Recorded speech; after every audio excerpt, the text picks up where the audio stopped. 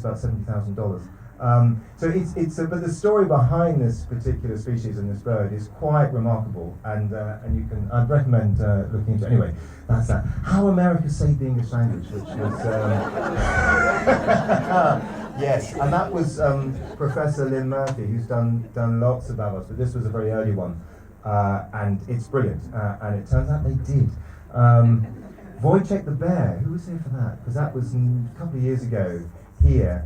And that was a really moving story about this bear that a Polish regiment rescued, and it's a really, really moving story, told by the son of someone who was in the regiment with this bear, which made it even more special.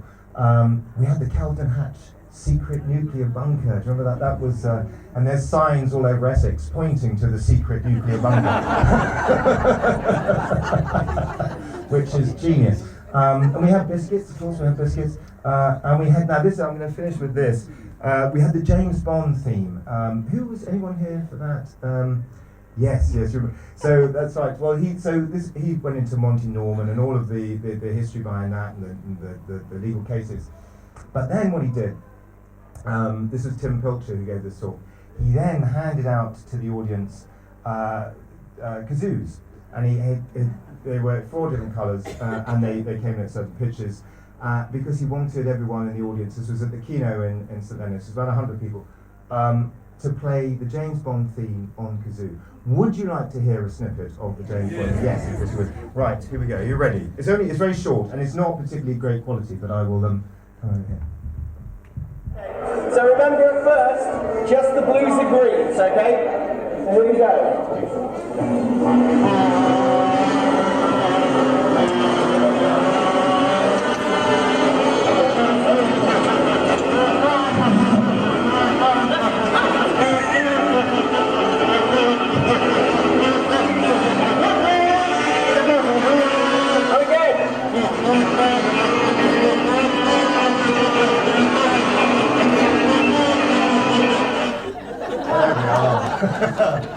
You don't see that every day, do you? So it's a marvellous thing.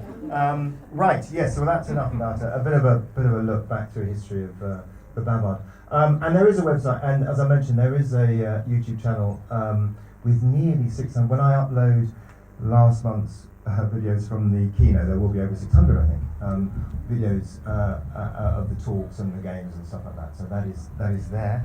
Right, what's next? Yes. So, we are going to have 3 fantastic talks tonight. I'm very excited. But there's also, along the way, I mentioned the nonsense that my time in court inspired me to dream up. And anyone who gets involved in the nonsense will win chocolate that's handmade by these lovely people in Hastings.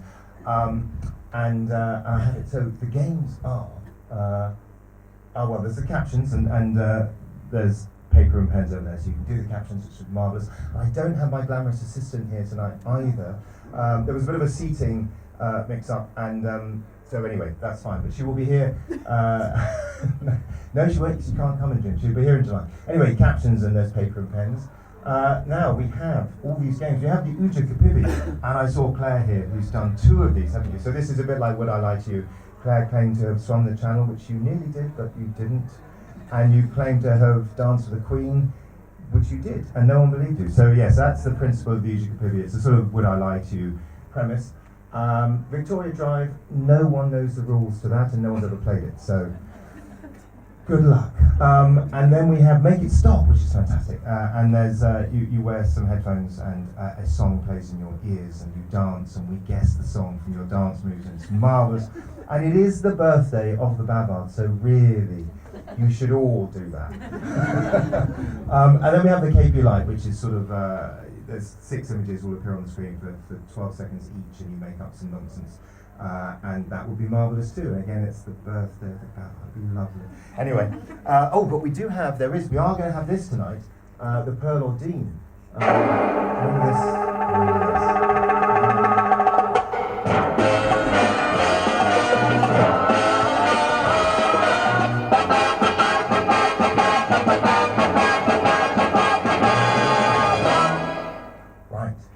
So we are going to have that, so I won't, but that's going to involve either a kazoo or a Swanee whistle, and it's a marvellous, marvellous thing. Now, okay. Yes, so these were our speakers, these were our Bavarders last month. We had the wonderful Suzanne Rolfe, who spoke about Chernobyl. We had the brilliant Alan Jackson, who spoke about Spitfires, and the marvellous story of Sandy Gunn, which was very moving, very, very fascinating. And we had Danny Nemu, who spoke about drugs in the Bible. Yes, there are. And that was very interesting. So, turns out. Now, but what I need to do is, would you like to see what's under here? I think we're going to have a ta-da moment. Are you ready? Yes. Oh, here we go. There's even a drum roll. Okay, here we go. I'm going to try and do this thing. We don't know how long this is. Could be a while. Is it long? We don't know. We don't know. Any second? Any second. I don't think they can stand. I can't stand it. It's too much. There we go. Wouldn't it be good if that lit up? Hang on. Hang on. Hang on. That didn't work when I tried it. There we are. Look, did you like that? That's a sort of, anyway, there we are. That's marvellous. Right, now, so we have the big reveal. Are you excited? Yes, I am. Right, okay, here we go. Our first Bavarder of the evening. We have the wonderful Claire Cadell, who is going to talk about what's the psychedelic fuss about. So it's a bit more drugs. But actually, this I'm ready. Only they knew what's going on. Claire gave a brilliant Bavard for me at the keynote. I think was it last year? Yeah, it was last year. Yeah, and that was. Can I tell them what that was about? Is that okay?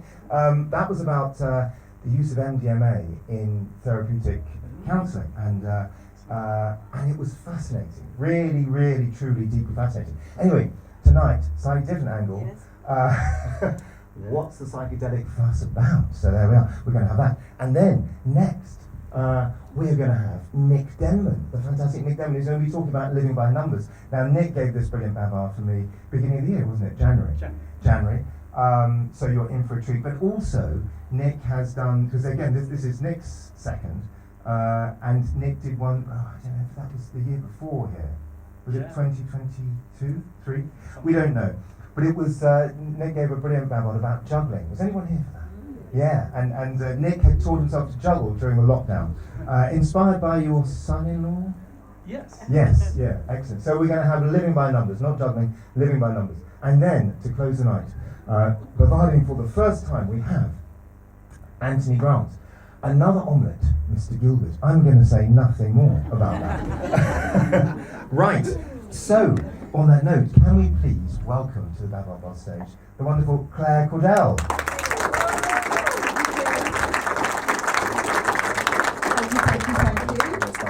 you. Oh no, that's all right. That's okay.